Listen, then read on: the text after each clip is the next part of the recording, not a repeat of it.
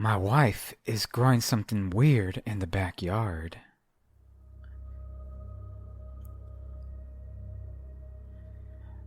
I've been married for over 20 years. And sadly to say, my marriage isn't going so great. I'm not the perfect husband, to say the least. I love my wife, but that flame that was once lit underneath us has vanquished.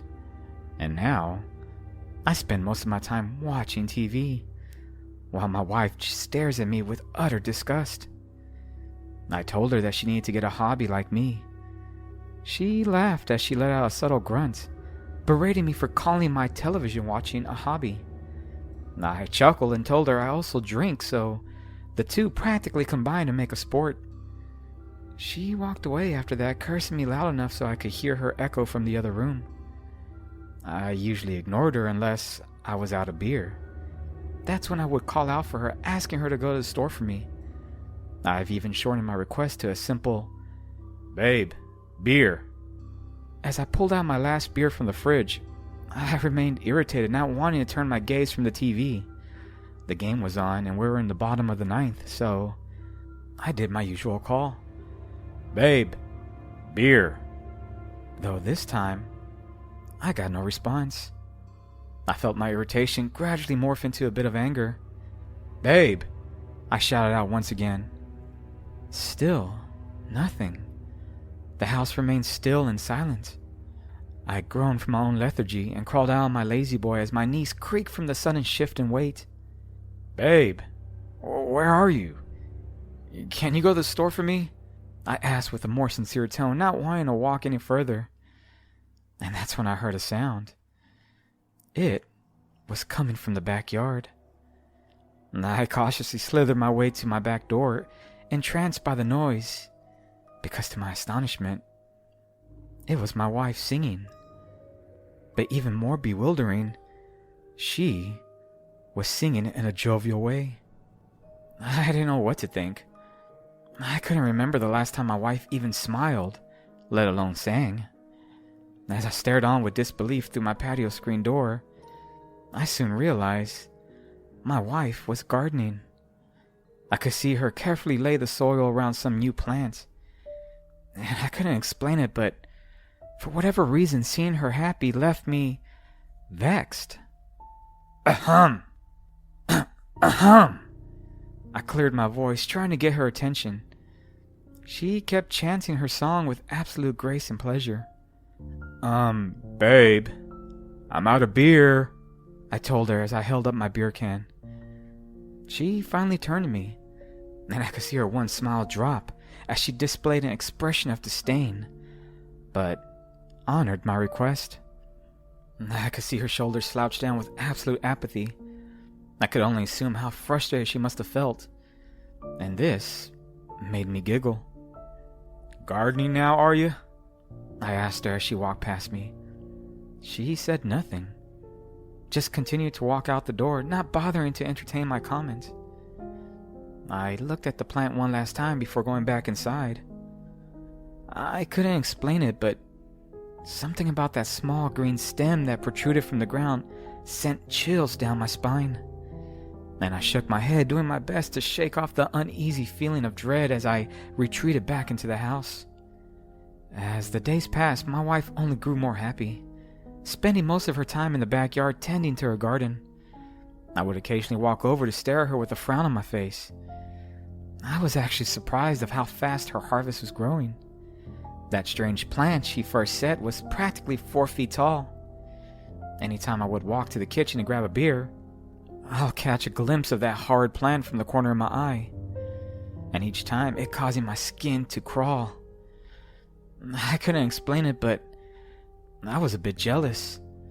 Seeing my wife spending more time with her stupid garden than with me, and every day she would sing her dreadful song in the backyard, only for me to raise the volume to my TV, doing my best to drown her out. I even contemplated the idea of just mowing the whole garden down.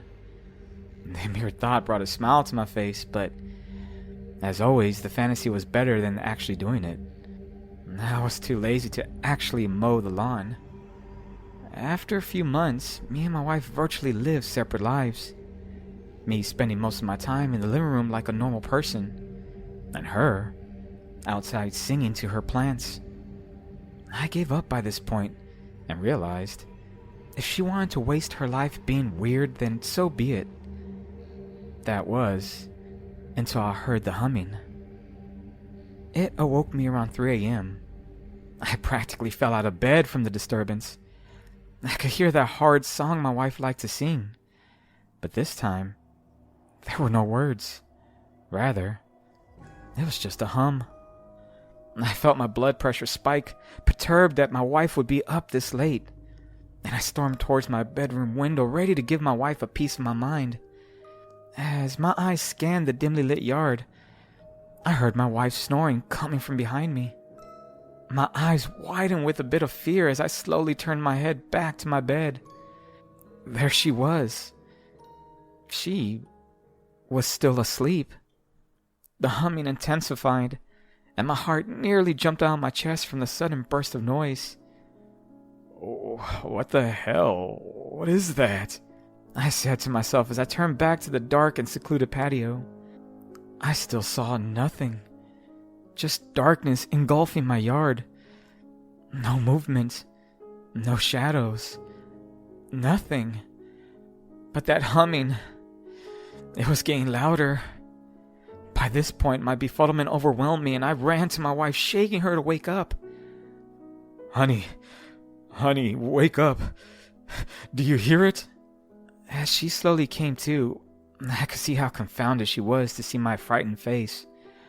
But then, she smiled. "Babe, do you hear that noise?" I told her, still gripping at her shoulders tightly. But that's when I realized the humming had stopped. She angrily shoved my arms away and told me to go back to sleep as she retreated her face back to the comfort of her pillow. I remained unnerved and shaken.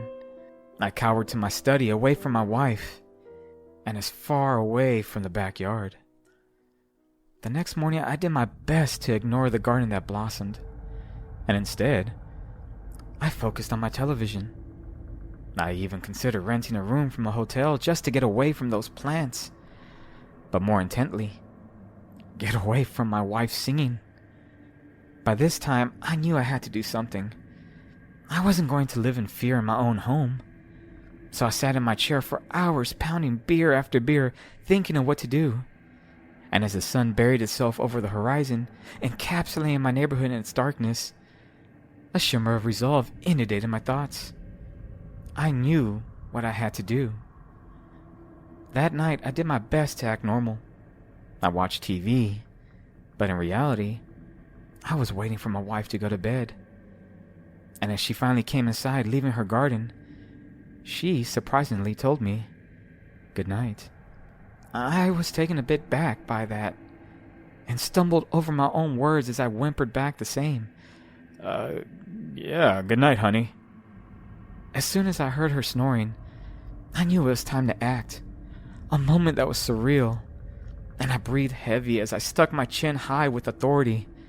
I walked toward my patio, and as before, I could hear that subtle hum.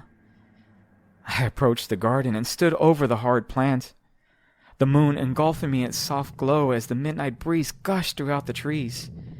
My eyes remained fixated on the garden as my ears continued listening to that hum. It coming from that dreadful plant. The stem vibrated heavily each time it hit a higher chord, and a sinister snarl grew on my face as I tightly gripped a shovel. The vibrating intensified as if the stupid plant knew what I was about to do. And with anger and disgust protruding from my very being, I buried my shovel deep into the soil as I started to unearth the ghastly beast that laid in the beyond. I could hear a dire mule screeched from underneath the dirt as I tore deeper into the earth. I didn't realize how massive this thing was. "Come on, you stupid plant. Come out! Come out!" I screamed out into the still and silent night.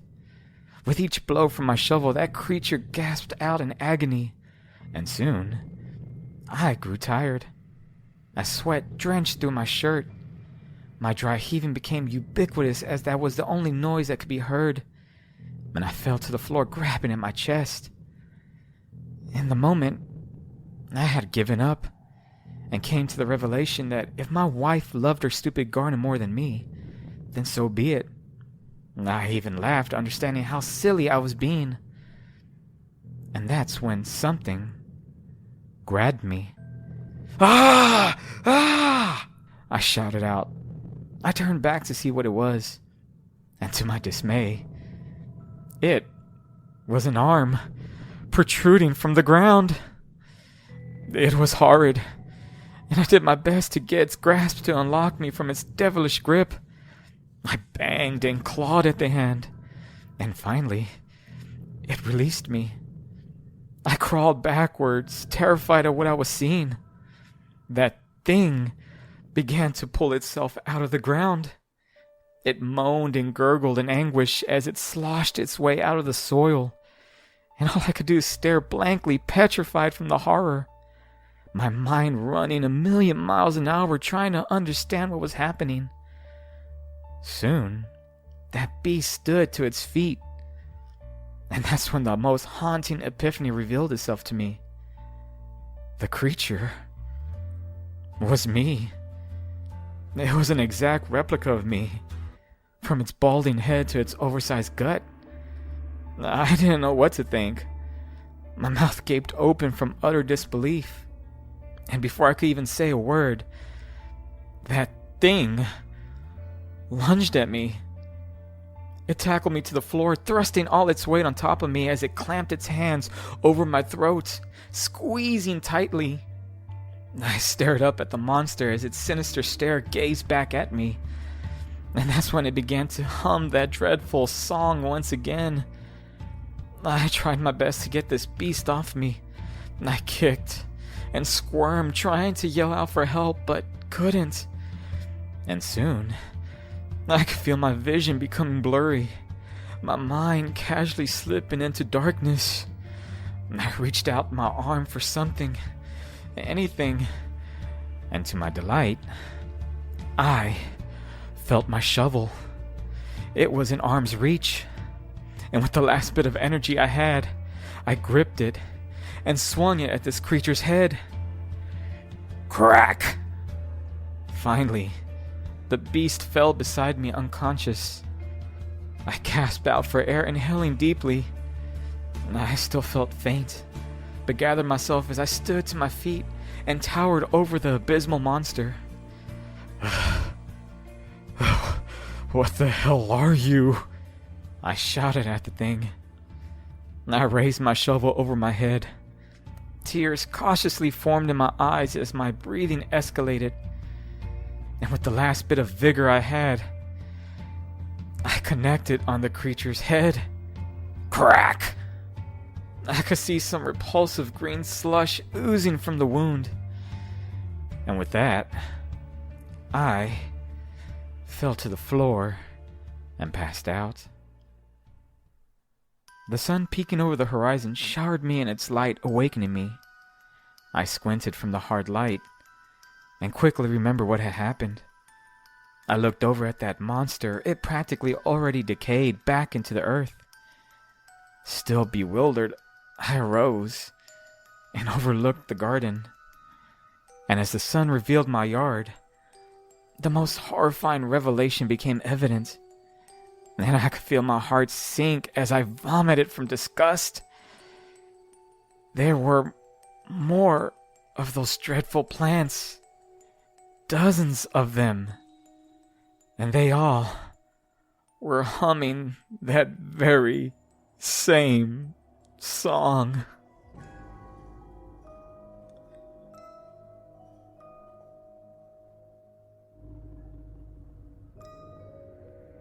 Hi guys. As usual, thank you for listening to my story. I know I didn't do one last Sunday, and that's such a killer for me because I was trying to stick to this routine.